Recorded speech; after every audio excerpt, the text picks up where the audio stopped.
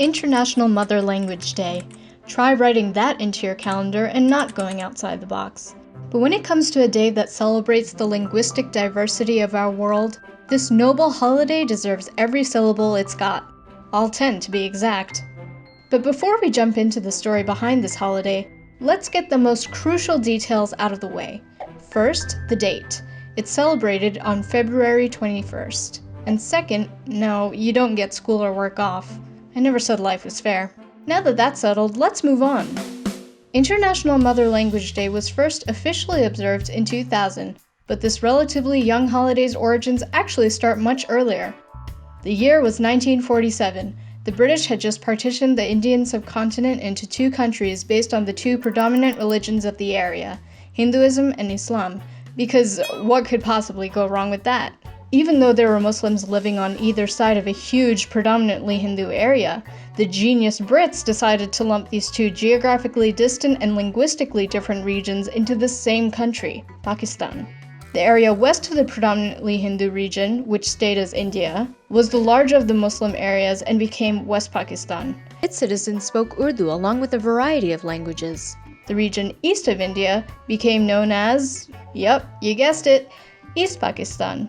Its inhabitants spoke a very different language from West Pakistan called Bengali, or natively Bangla.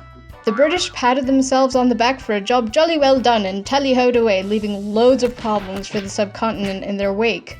For one, in 1948, the rulers of Pakistan made Urdu the official national language for the whole dominion of Pakistan. Meaning Urdu would need to be used in all official government work, in schools, and in the media.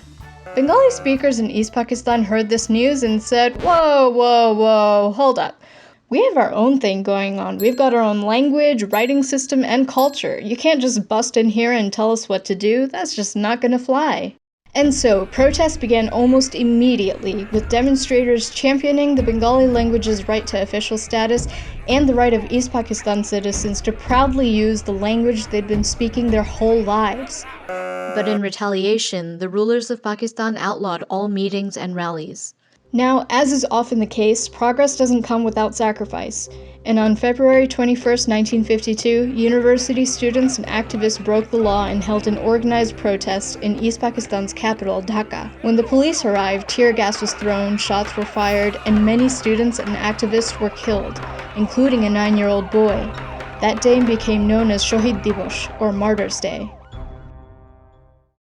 Bangla wouldn't be granted official language status until 4 years later in 1956, but the events of Martyrs' Day sparked a movement in the people of East Pakistan that would eventually lead to a war for independence in 1971 and the creation of a new nation called Bangladesh. Now flash forward to 1999. A Bengali expat living in Canada, Rafiqul Islam, wrote to the Secretary General of the United Nations, Kofi Annan, suggesting the creation of a holiday that celebrates multiculturalism and, quote, promotes the preservation and protection of all languages used by peoples of the world, end quote. To commemorate the sacrifices and lives lost in the Bengali language movement, he suggested that the date be February 21st, or Ekushi February for all you Bengali-speaking cats out there. The resolution to create International Mother Language Day passed, and today it's celebrated all around the world.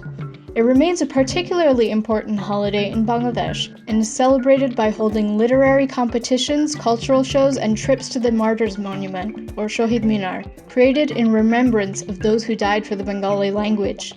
So when February 21st rolls around this year, you might still have to go to work or school, but be thankful for the right to speak and learn any language you choose. Have pride in your native tongue and celebrate not just the language you speak, but those of all your global neighbors.